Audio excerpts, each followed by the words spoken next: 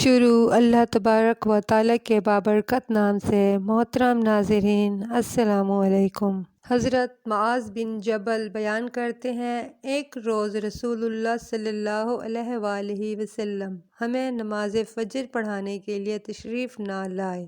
قریب تھا کہ ہم سورج طلوع ہونے کا مشاہدہ کر لیتے، پھر آپ بہت جلدی آئے، وضو کیا، نماز پڑھائی۔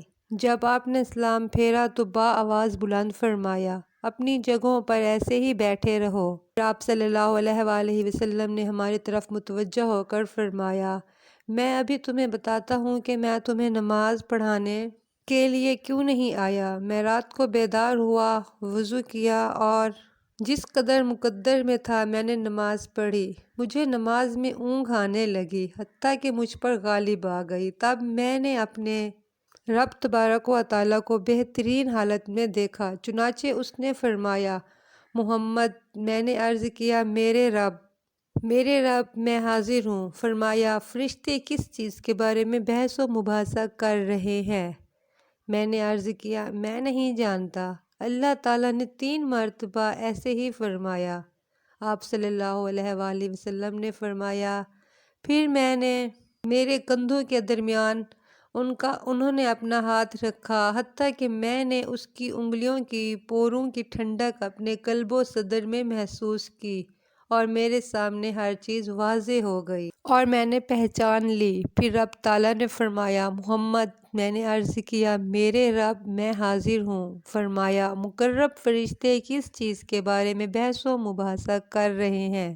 میں نے عرض کیا، گناہ مٹا دینے والے اعمال کے بارے میں۔ فرمایا، وہ کیا ہیں؟ میں نے عرض کیا، باجماعت نماز پڑھنے کے لیے چل کر جانا، نماز کے بعد مساجد میں بیٹھے رہنا، ناگواری کے باوجود اچھی طرح وضو کرنا۔ پھر فرمایا، وہ کس چیز کے بارے میں بحث کر رہے ہیں؟ میں نے عرض کیا، درجات کے بارے میں۔ فرمایا، وہ کیا ہیں؟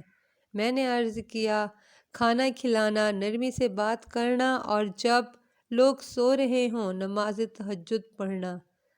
فرمایا، کچھ مانگ لیں۔ صلی اللہ علیہ وآلہ وسلم نے فرمایا، میں نے عرض کیا، اے اللہ، تجھ سے نیک اعمال بجا لانے، برے کام چھوڑ دینے اور مسکین سے محبت کرنے کی توفیق مانگتا ہوں، اور یہ کہ تو مجھے بخش دے اور مجھ پر رحم فرما، اور جب تو کسی قوم کو فتنے سے دوچار کرنا چاہے تو مجھے اس میں مبتلا کیے بغیر فوت کر دینا۔ میں تجھ سے تیری محبت، تجھ سے محبت کرنے والوں کی محبت اور ایسے عمل کی محبت کا سوال کرتا ہوں جو مجھے تیری محبت کے قریب کر دے۔